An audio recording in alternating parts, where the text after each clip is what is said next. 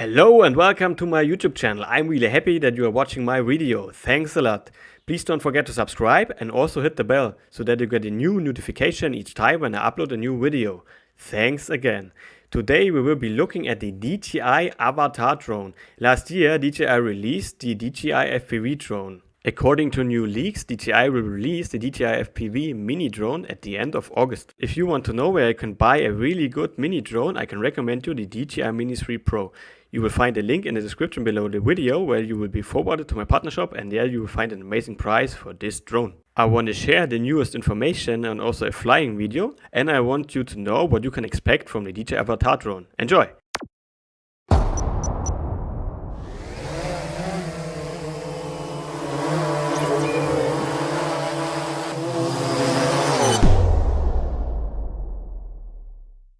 This is the product box of the DJI FPV mini drone. It will probably be released at the end of August. The drone comes with the DJI FPV goggles 2 and also the motion controller. And it has again AirSense. According to leaks, DJI will also release a new product, the DJI FPV goggles 2.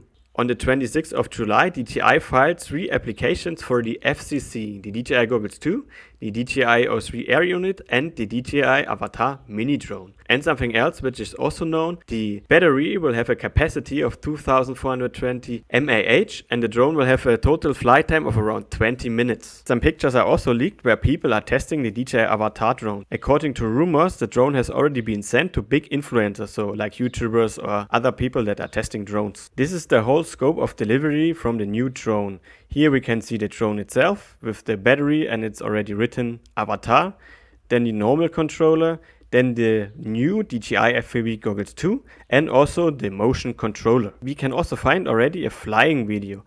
This is a guy which uses the motion controller to actually fly and control the DJI Avata drone.